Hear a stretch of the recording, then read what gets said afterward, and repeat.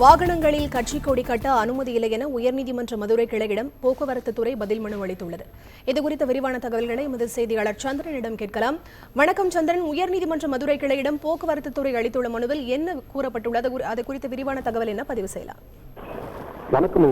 மதுரை மேலூர் சேர்ந்த வழக்கறிஞர் ஸ்டாலின் இணைகளுக்கு மனு அதில் தமிழகத்தில் சாலைகளை இணைக்கும் 4 வழி மற்றும் 6 வழி சாலைகள் விரிவாக்கம் செய்யப்பட்டு வருகிறது.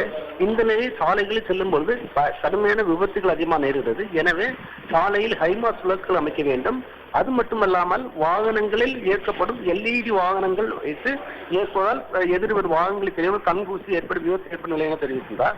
இதைத் தொடர்ந்து இந்த வழக்கை விசாரித்த நீதிபதி நீட்டு இது சொந்தமாக தமிழக போக்குவரத்துறை உரிய விளக்கம் அளிக்க வேண்டும் என கூறி போக்குவரத்து விதிகளின் அடிப்படையில் வாகனங்களில் LED விளக்கு பொருத்த அனுமதி உள்ளதா, மேலும் கட்சி கொடிகள் 2 சக்கரம் மற்றும் 4 சக்கர வாகனங்களில் கட்சி கொடி கட்ட அனுமதி உள்ளதா, அது மட்டுமில்லாமல் அவர்கள் தாங்கள் வைக்கும் பதவியின் பெயரை அந்த வாகனங்களில் எழுத அனுமதி உண்டான கேள்வி எழுப்பியிருந்தனர்.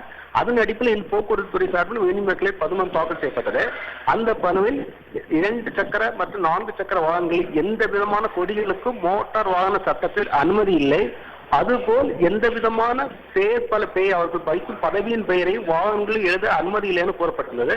அது மட்டுமல்லாமல் மோட்டார் சட்டத்தின்படி 2 சக்கர வாகனத்தில் 1 LED பல்பும் 4 சக்கர வாகனத்தில் 2 LED பல்பும் பொறுத்த அனுமதி உள்ளதாக கூறப்பட்டிருந்தது.